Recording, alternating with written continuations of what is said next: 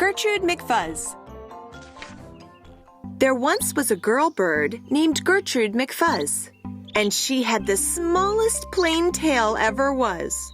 One droopy droop feather, that's all that she had. And oh, that one feather made Gertrude so sad.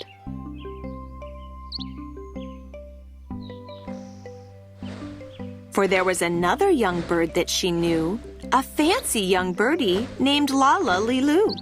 And instead of one feather behind, she had two.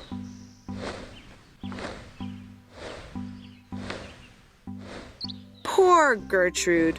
Whenever she happened to spy Miss Lala-Lee-Loo flying by in the sky, she got very jealous. She frowned and she pouted.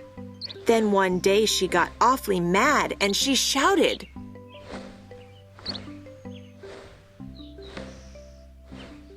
"This just isn't fair. I have one, she has two. I must have a tail just like Lala-Lee-Loo."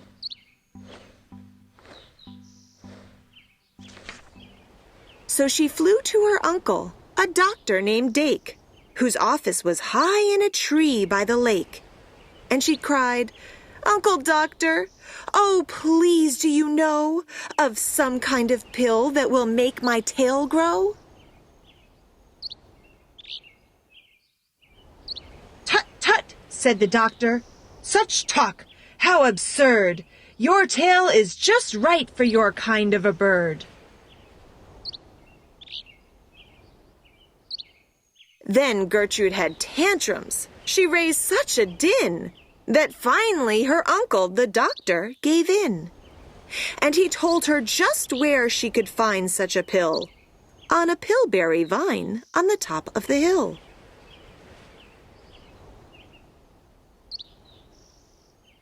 "Oh, thank you," chirped Gertrude McFuzz, and she flew right straight to the hill where the pillberry grew.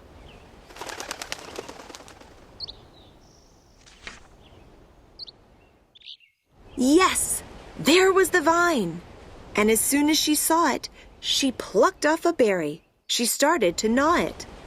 It tasted just awful, almost made her sick. But she wanted that tail, so she swallowed it quick. Then she felt something happen. She felt a small twitch, as if she had been tapped down behind by a switch. And Gertrude looked round, and she cheered. It was true. 2 feathers, exactly like Lala-Lee-Loo.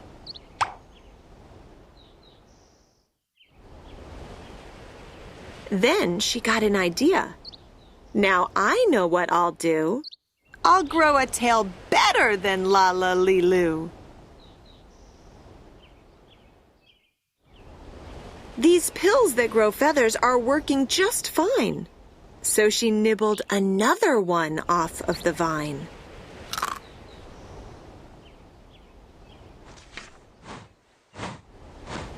She felt a new twitch, and then Gertrude yelled, "Whee! Miss Lala has only just 2. I have 3. When Lala-Lee-Loo sees this beautiful stuff, she'll fall right down flat on her face, sure enough."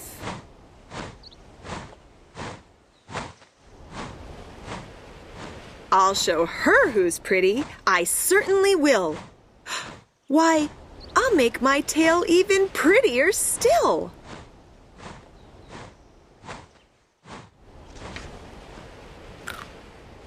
She snatched at those berries that grew on that vine.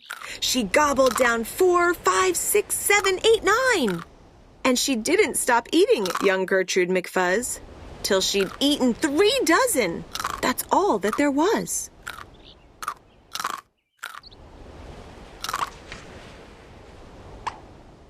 Then the feathers popped out with a zang, with a zing.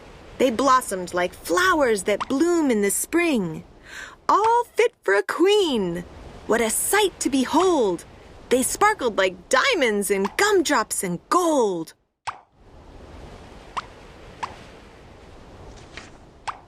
Like silk, like spaghetti, like satin, like lace. They burst out like rockets all over the place. They waved in the air and they swished in the breeze, and some were as long as the branches of trees.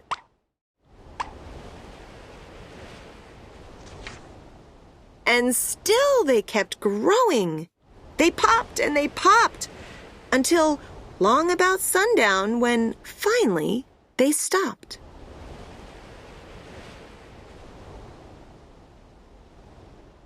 And now, giggled Gertrude, the next thing to do is to fly right straight home and show Lala Lilu.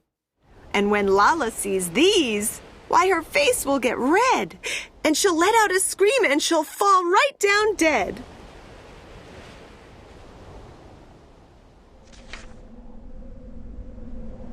Then she spread out her wings to take off from the ground.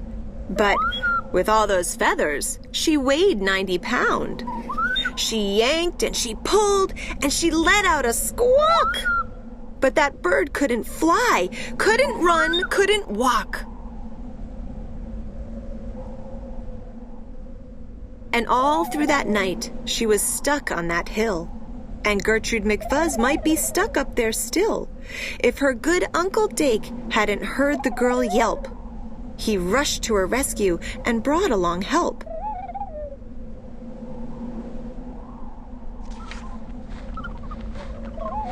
To lift Gertrude up almost broke all their beaks, and to fly her back home, it took almost 2 weeks. And then it took almost another week more to pull out those feathers. My, Gertrude was sore.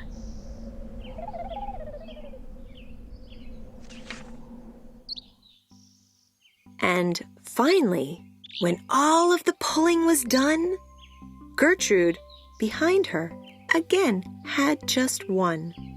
That one little feather she had as a starter. But now that's enough, because now she is smarter.